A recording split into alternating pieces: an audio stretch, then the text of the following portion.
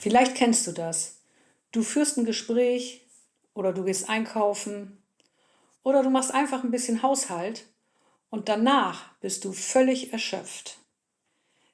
Und ich meine damit nicht ein bisschen müde oder so, sondern richtig fertig. Ich kenne das selbst sehr gut von früher. Da haben mich ganz normale Dinge, zum Beispiel das Ausräumen der Spülmaschine, die haben mich komplett ausgebremst und aus der Bahn geworfen. Und ich habe mich damals immer gefragt, warum mein Körper so stark auf normale Belastung reagiert. Und heute habe ich eine Antwort darauf. Ich erkläre dir, warum das so ist und was du konkret tun kannst.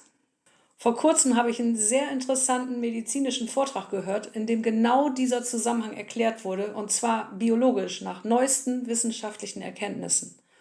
Und für mich hat das vieles neu eingeordnet und dabei wurde eine Sache klar, die vieles verständlicher macht für mich.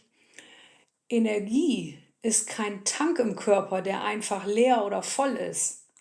Energie wird im Körper verteilt, je nachdem, welches System gerade Vorrang hat. Und das möchte ich jetzt kurz erklären. 3 der größten Energieverbraucher im Körper sind das Nervensystem, das Immunsystem und auch die Muskulatur. Und wenn da alles im Gleichgewicht ist, dann funktioniert diese Verteilung prima. Wenn aber das Nervensystem dauerhaft im Alarmmodus ist, dann läuft es auf Hochtouren. Dann ist Stress im Körper. Und das bedeutet erhöhte Aufmerksamkeit, auch erhöhte Muskelspannung, erhöhte Stresshormone und auch erhöhte Bereitschaft. Und all das kostet viel Energie. Und diese Energie, die fehlt dann an anderer Stelle. Und das ist genau das, was wir jeden Tag spüren. Was man dagegen konkret tun kann, darauf komme ich ja gleich noch zu sprechen. Aber wenn wir jetzt erstmal ein paar tausend Jahre zurückgehen in die Zeit, als der Säbelzahntiger noch eine reale Gefahr war, da war Stress fast immer an Bewegung gekoppelt. Denn Stress bedeutete Gefahr und Gefahr hieß rennen, kämpfen, sich verteidigen. Da wurde Adrenalin ausgeschüttet und durch diese Bewegung auch wieder verbraucht. Aber heute erleben wir Stress meistens im Sitzen. Gedankenstress, Zeitdruck und vor allem auch diese innere Anspannung. Der Körper schüttet Stresshormone aus, aber die Bewegung fehlt. Doch Stress braucht ein Ventil und wenn es dieses Ventil nicht gibt, dann bleibt der Körper im Alarm. Die Muskelspannung bleibt erhöht, der Energieverbrauch bleibt hoch und die Regeneration, also die Erholung, die bleibt niedrig. Bewegung hilft dem Körper also, eine Stressreaktion auch wieder zu beenden. Ja, und jetzt ein weiterer wichtiger Zusammenhang. Nervensystem und Immunsystem, das sind keine getrennten Systeme. Das hat Dr. Asheuer in dem medizinischen Vortrag sehr gut erklärt. Er hat deutlich gemacht, wie eng diese Systeme zusammenhängen. Übrigens, den Link zu diesem Video von Dr. Asheuer findest du in meiner Videobeschreibung. Und der Doktor sagt, wenn das Nervensystem dauerhaft im Stressmodus bleibt, dann verändert das auch Immunprozesse. Bestimmte Entzündungsbotenstoffe, die können dadurch dauerhaft erhöht sein und man spricht dann von einer sogenannten stillen Entzündung. Stille Entzündung bedeutet nicht, dass man akut krank ist, aber da läuft was im Hintergrund, eine dauerhafte Aktivität im Immunsystem. Und diese Aktivität, die kann sich unterschiedlich bemerkbar machen, zum Beispiel durch eine erhöhte Reizempfindlichkeit, durch eine schnellere Erschöpfbarkeit oder auch durch Schmerzen. Und jetzt in diesem Zusammenhang nochmal zurück zur Energie. Schmerz selbst verbraucht auch Energie. Schmerz muss im Nervensystem verarbeitet werden. Schmerz hält Aufmerksamkeit gebunden. Schmerz kann zu erhöhter Muskelanspannung führen, das kennen wir ja auch alle. Und Schmerz aktiviert immer wieder Stressmechanismen. Auch das kostet alles Kraft. Und wenn mehrere dieser Prozesse gleichzeitig laufen, dann summiert sich das ganz schön und dann fühlen wir uns so, wie wir uns fühlen, nämlich ausgelaugt und völlig erschöpft nach normalen Dingen. Und genau hier setzt man dann auch an, dazu gleich noch mehr, aber vorher möchte ich dir noch kurz erklären, was das für deinen Alltag bedeutet. Denn das Ganze hat ja nichts mit fehlender Belastbarkeit zu tun. Wenn im Körper gleichzeitig viel Energie gebraucht wird, weil das Nervensystem im Alarm festhängt und weil das Immunsystem dauerhaft aktiv ist, dann bleibt für den Alltag weniger übrig. Dann fühlt sich normale Belastung plötzlich anstrengend an. Denn dein Körper braucht die Energie gerade an anderer Stelle. Dann wird die Leistung langsamer, das Tempo wird reduziert und Energie ist viel schneller verbraucht.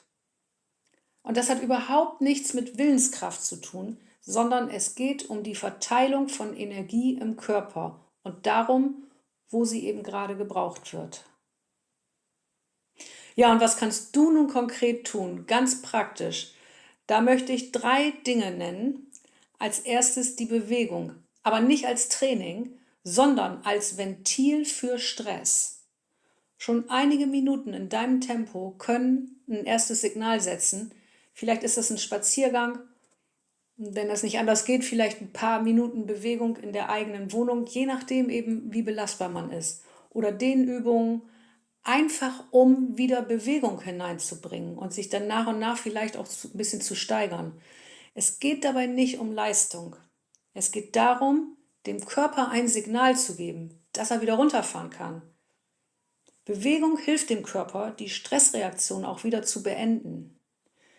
Ja, und falls du das ausprobierst, dann gib mir gern Feedback über die Kommentare, denn das würde mich natürlich sehr interessieren. Ja, das Zweite, was ich nennen möchte, das ist Regulation. Also damit meine ich dein Nervensystem bewusst beruhigen. Alles, was dein Nervensystem beruhigt, das hilft dem System, aus diesem Daueralarm rauszukommen. Das ist vor allem tiefe Atmung, damit kann man viel steuern und da habe ich ja auch schon oft drüber gesprochen hier auf dem Kanal. Das sind auch Pausen und das ist auch Struktur, das kann auch sehr wichtig sein. Und was eben bei dem Ganzen wichtig ist, das ist die Wiederholung. Das Nervensystem, das lernt nicht durch einen einzelnen Moment, sondern durch regelmäßige Signale. Und genau dabei kann auch Begleitung helfen. Ich selbst bin deshalb im Vital Generation Plus Programm. Dort gibt es regelmäßig Live-Calls, Fachvorträge, auch von Dr. Assauer übrigens, Austausch in der Community und einfach auch hilfreiche Tipps, immer wieder so kleine Inputs rund um das Nervensystem, um Stressregulation und chronische Beschwerden. Und gerade wenn man das nicht alles allein umsetzen möchte, dann kann so ein Rahmen, sage ich mal, kann wirklich hilfreich sein. Das Programm, das ist monatlich kündbar. Die ersten 14 Tage sind sogar kostenlos. Und mit meinem Code FIPRO10 bekommst du zusätzlich 10% Rabatt. Den Link findest du in der Videobeschreibung. Ja, ich selbst nutze ergänzend auch ein Gerät zur Vagusnervstimulation. Das ist natürlich kein Wundermittel, sondern das dient mir als Unterstützung für diese Regulation. Und darüber findest du auch mehr in der Videobeschreibung und auch dazu gibt es einen 10% Rabatt, falls dich das interessiert. Ja, nun aber zum dritten Punkt und das sind die Lebensstilfaktoren. Und da steht ganz vorne an die Ernährung, denn Nervensystem und Immunsystem brauchen ja nicht nur Energie, die brauchen auch Bausteine. Und deshalb spielt Ernährung so eine wichtige Rolle. Was ich da für Tipps habe, das erzähle ich hier in diesem Video. Da richte ich mich zwar an Menschen mit Fibromyalgie, es ist aber für andere genauso hilfreich. Ja, und ebenso wichtig wie die Ernährung ist die zusätzliche Unterstützung mit bestimmten Nährstoffen. Je nach Situation reicht die normale Ernährung manchmal nicht aus oder der Bedarf ist einfach aufgrund chronischer Erkrankungen zum Beispiel höher. Und ich beginne jetzt mal mit Vitamin D. Das wirkt auf das Immunsystem und gleichzeitig auch im Gehirn. Und ein Vitamin D-Mangel ist nicht selten. Diesen Vitamin D-Spiegel, den hat man am besten ganzjährig im Blick. Das reicht nicht, da nur einmal die Sache anzugehen. Das muss man immer dauerhaft führen. Weitere Nährstoffe sind, die ich wichtig finde in diesem Zusammenhang, das sind Magnesium und Zink. Die sind an Stress- und Signalprozessen beteiligt und die spielen auch bei der Energieproduktion eine Rolle. Ja, und als letztes muss ich einfach Omega-3 nennen, denn Omega-3-Fettsäuren, die wirken regulierend auf Entzündungsprozesse und das sind einfach wichtige Bausteine für Nervenzellen. Das ist nicht ohne Grund, spreche ich immer wieder davon. Und ein guter Omega-3-Status, der kann deshalb dazu beitragen, dass Entzündungsreaktionen weniger stark ausfallen und das kann sich auch auf Schmerzen auswirken. Und wenn du über diesen Zusammenhang mehr erfahren möchtest, dann schau einfach mal in dieses Video hier rein. Ja, und wenn Nervensystem und Immunsystem ruhiger arbeiten, wenn die Ernährung passt, wenn Nährstoffe gedeckt sind, dann verbessert sich auch oft der Schlaf. Das heißt nicht, dass man einfach irgendwas ergänzt und dann ist alles gelöst. Aber wenn diese Grundlagen nicht stimmen, dann arbeitet das gesamte System schwerer, sowohl das Nervensystem als auch das Immunsystem. Ja, und jetzt möchte ich noch was sagen. Wenn normale Dinge dich stark erschöpfen, heißt das nicht, dass du zu wenig belastbar bist. Denn oft laufen im Hintergrund Prozesse, die dir Kraft entziehen, ohne dass man sie direkt sieht und ohne dass du das vielleicht auch weißt. Und genau darum geht es im nächsten Video. Dort zeige ich dir 10 ganz konkrete Dinge im Alltag, die Energie kosten können. Dinge, die man oft gar nicht als Belastung erkennt, die sich aber summieren. Und vielleicht findest du dich da ja in einigen wieder. Wenn dich das interessiert, schau einfach mal rein. Bis bald im nächsten Video.